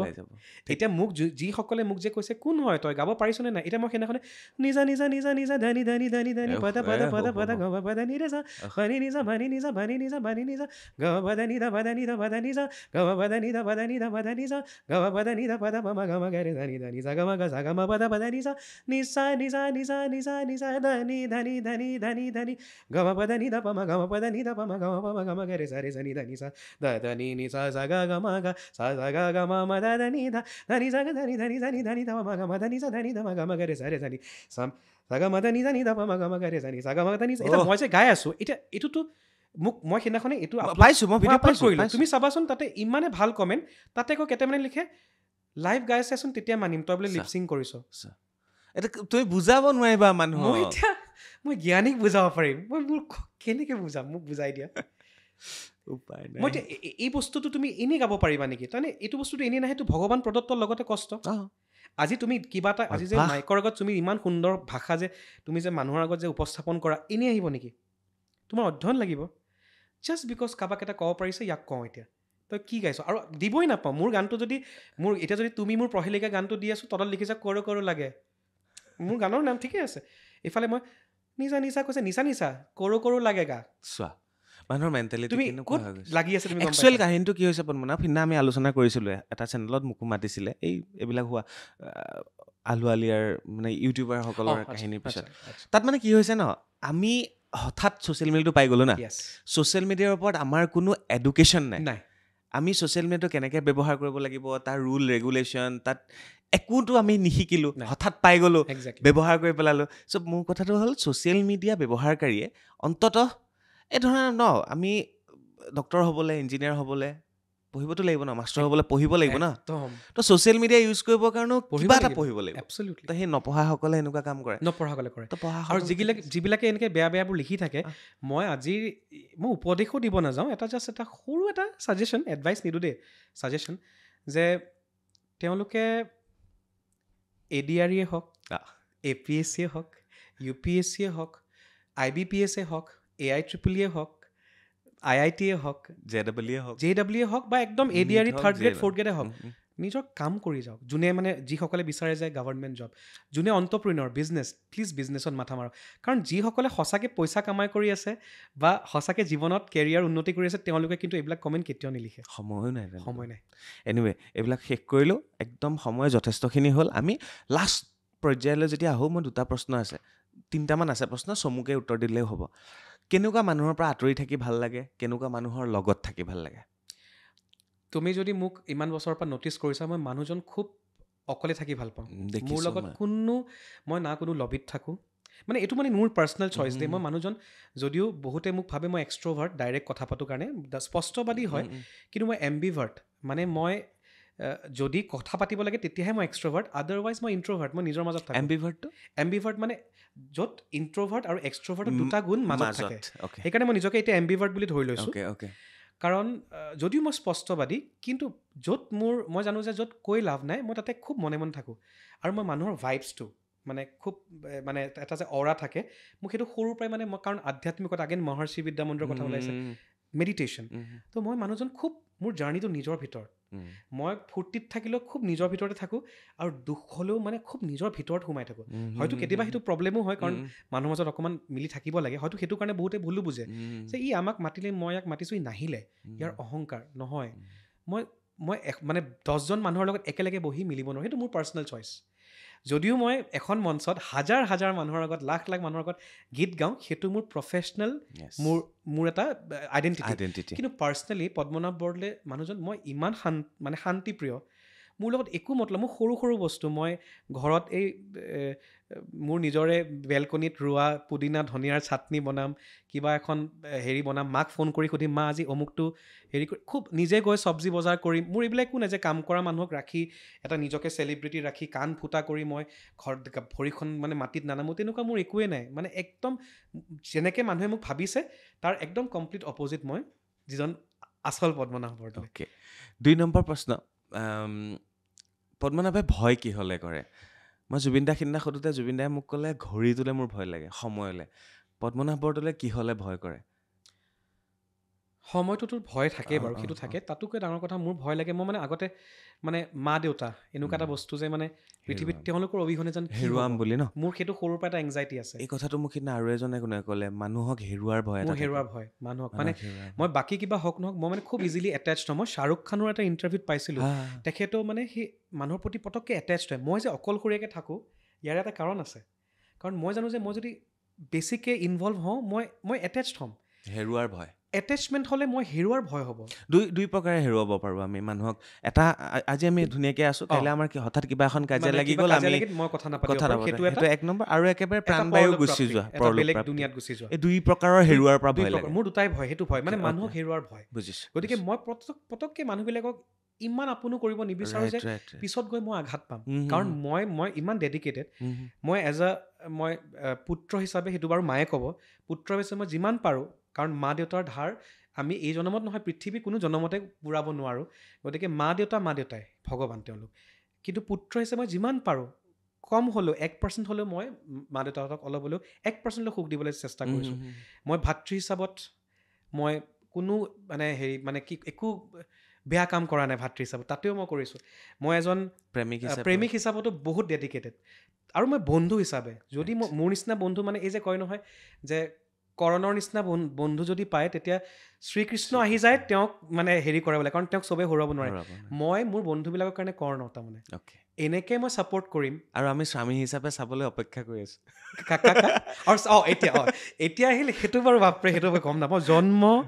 বিবাহ আৰু মৃত্যু এই তিনিটা বস্তু সঁচাকৈ আমাৰ হাতত নাই আৰু মই কালি বিয়া পাতিম বুলি ক'লেও মই ক'ব নোৱাৰোঁ কিজানি হৈ পেলেও কিজানি ভাঙি যাব পাৰে গতিকে সেইটো মোৰ হাতত নাই কিন্তু য়েছ এজন ভাল স্বামী হ'বলৈ মই ভৱিষ্যতে চেষ্টা কৰিম ধন্যবাদ যদিহে তেখেত ভাল গৃহিণী হয় আয়ো বাৰু ভাল লাগিলে এইখিনি কথা পাতি আৰু এটা কথা কোৱা সদায় ছিংগাৰে পচন্দ হয় মোৰ এইবাৰ খালি মই অলপ কাণত ধৰিছোঁ ছিংগাৰৰ পৰা মোৰ তাৰমানে অকল যে কিমান আছিল গাৰ্লফ্ৰেণ্ড এতিয়ালৈকে কিমান বুলি নকওঁ হাতত গন্তি কৰিব পাৰিম কিন্তু আজিলৈকে যি কেইগৰাকী অসমতো প্ৰেয়সী মানে আগৰবোৰ চব বাহিৰত আছিলে এই ৰিচেণ্ট কেইগৰাকী ইমান অসমৰ আছিলে কেইগৰাকী ইমান বুলি নকওঁ তো ৰিচেণ্ট এগৰাকী অসমৰ আছিল কিন্তু চব ছিংগাৰ ওলাই মোৰ প্ৰব্লেমটো সেইটো হয় মানে এনেকুৱা লাগে মই সেইদিনাখনে JP দাস ছাৰৰ তাতে যাওঁতে কাৰণ খুব দুখৰ এটা বাৰ্তা যে বৰ্মা আমাৰ মাজৰ পৰা নাই ছাৰৰ এটা ইণ্টাৰভিউত কৈছিল যে প্ৰেমত কেনেকৈ পৰিলোঁ সংগীতজ্ঞ হিচাপে মানে মাতত তো সেই ভইচত ক'ৰবাত ক'ৰবাত প্ৰেমত পৰা যায় তো মই মানে সেইটো নিজকে এতিয়া অকণমান কাটি এতিয়া মানে মই এজ এ মানুহ হিচাপে প্ৰেমত পৰিম অকল গায়িকা বুলি নহয় পদ্মনাভ বৰদলৈৰ এটা আটাইতকৈ বেয়া গুণ যিটো নিজে ভাবে যে এইটো মোৰ বেয়া গুণ কি বেয়া গুণ আছে বেয়া গুণ মই মানুহক পটককৈ শুধৰাই দিওঁ বস্তু এটা সেইটো চাগে কিছুমানৰ কাৰণে ভাল কিছুমানৰ কাৰণে বেয়া ঘপককৈ তুমি কিবা এটা কৈ আছা মই ক'ম এইটো নহয় হা এইটো হয় সেইটো এটা আছে আৰু মানে ফ্ৰীতে জ্ঞান দিয়াটো নাই সেনেকৈ নিদিওঁ সেইটো নহয় ফ্ৰীতটো মই জ্ঞান নিদিওঁৱে সেইটোতো মই কেতিয়াও নিদিওঁ ফ্ৰীত জ্ঞান কাৰণ ফ্ৰীত মই একো বস্তু নিদিওঁ বঢ়িয়া এইটো মোৰ ভাল লাগিলে ফ্ৰীত একো দিব নালাগে কিন্তু মই এই ধৰা আমি এতিয়া এটা এইটো বাৰ্তালাপ আমাৰ চলি আছে কিবা এটা কথোপকথন হৈ আছে ঘপককৈ কিবা এটা জানিব লগা বস্তু এই ধৰা তুমি ক'লা যে মই এইটো জানা নাছিলোঁ তো এইটো যদি কিবা এটা ভুল কৈ আছে মই ক'ম এইটোত কিন্তু এইটো হ'ব পাৰে সেইটো টিচাৰৰ এটা গুণ থাকে মই মাৰ পৰা মই পাইছোঁ কাৰণ মই নিজেও টিচিং কৰি আছোঁ সেইটো চাগে সেই টিচাৰৰ সেইটো এটা আছে কিন্তু কোনোবা ক্ষেত্ৰতো ভাল কোনোবা ক্ষেত্ৰতো বেয়া এইটো নিজে গম পায় মই নিজে গম পাওঁ সেইটো গম পাওঁ আৰু একদম ভাল গুণটো কি আৰু আছে বেয়াটো কৈ আছোঁ আৰু আগতে মানে মোৰ পটককৈ কি হয় কিবা এটা থাকক মই ৰিয়েক্ট কৰোঁ কিবা এটা হ'ল কি হ'ল মানে আগতে মাত মাতিম তাৰমানে এই যে কয় নহয় এই যে জংঘলত চবতকৈ থিয় হৈ থকা গছডাল আগতে কাটা যায় যে মোক চবে আগতে জেক দি যুঁজ খায় এতিয়া কিন্তু মই সেইটো হৈ থকা নাই মোৰ বন্ধু বান্ধৱ যোনেই নহওক জানিব যে পদ্মনাভে স্পষ্টবাদী গৈ ডাইৰেক্ট কথা পাতিব ধুনীয়াকৈ মোক আগস্থানটো দি গছত উঠাই গুৰিত কাটি দিলে কিন্তু এতিয়া মই গছতো উঠিব পাৰোঁ আৰু গুৰিত কাটিব নোৱাৰে কাৰণ মই বেলেগকৈ জখলা লৈ থৈছোঁ বেলেগকৈ বঢ়িয়া এইটো ভাল দিলে আৰু কি সুধিছিলোঁ ইয়াৰ নেক্সটটো ভাল গুণ ভাল গুণটো এইটোৱে যে মই খুব কেয়াৰিং মানুহ মোৰ ঘৰত যোনে নাহক সেয়া মানে জৰুৰী নহয় যে তোমাৰ প্ৰেমিকাই হ'ব লাগিব মই ভালকৈ কেয়াৰ কৰিম বা অকল মাক বাপেক বা ফেমিলি হ'ব, যোনে নহওক, মানে কোনোবা অচিনাকি মানুহ যদি মোৰ তাতে কিবা আমন্ত্ৰণ বা এনেই মোক খবৰ ল'ব আহিছে, মই চবকে অতিথি আপ্যায়ন কৰি খুব ভাল পাওঁ। মই খানা বনাই খুব ভাল, মানুহক মানে সেইটো মানে মোৰ ভিতৰত আছে, মাৰ পৰা শিকিছোঁ মই এইটো। যোনেই নহওক, ইনফেক্ট মোৰ যদি কোনোবা শত্ৰু বহি থাকে, মই তেওঁকো ইমান ধুনীয়াকৈ খুৱাই বাই পঠিয়াম যে তেওঁৰো কমপ্লেইন নাথাকে, মই গেৰেণ্টি দিছোঁ। অ'কে, পদ্মনাভ বৰদলৈৰ অসমৰ মানে যিটো সাংস্কৃতিক ক্ষেত্ৰৰ অভিনেতা অভিনেত্ৰীসকলৰ লগত বন্ধুত্ব বেছি নে কণ্ঠশিল্পীসকলৰ লগত বন্ধুত্ব বেছি? মোৰ কণ্ঠশিল্পীৰ লগত কণ্ঠশিল্পী। অ'কে, পদ্মনাভ বৰদলৈৰ অসমৰ এনেকুৱা এগৰাকী কণ্ঠশিল্পীৰ নাম ল'ব লাগে যাৰ লগত ঘনিষ্ঠতা বেছি, বন্ধুত্ব সুলভভাৱে, ভাল বন্ধু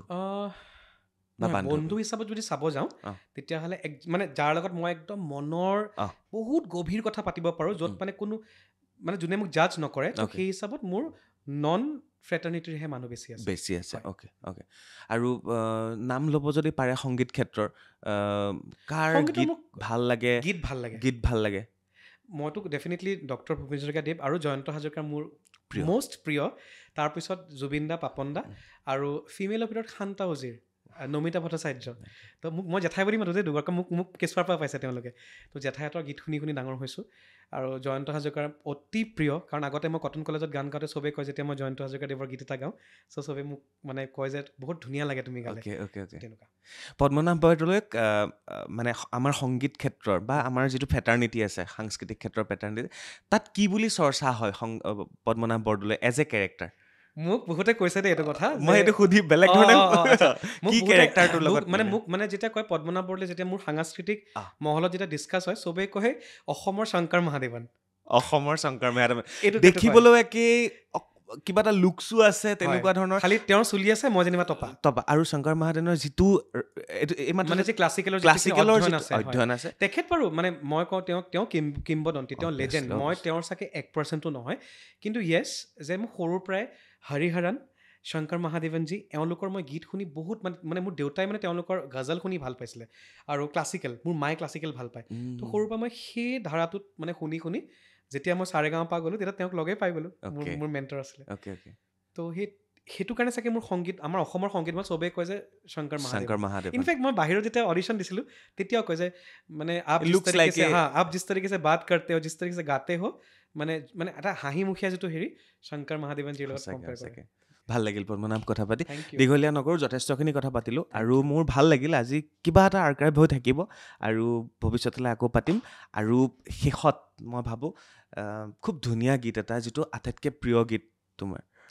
এটা শুনালে মোৰ খুব ভাল লাগিব। প্ৰিয় গীত আচলতে মোৰ খুব মৰমৰ বা মিতা বাই লিখিছিল মোৰ কাৰণে, তুমি চোৱা যেতিয়া, সেই গীতটি মই অকণমান প্লিজ শুনাম। তুমি চোৱা যেতিয়া বৰষা নামে,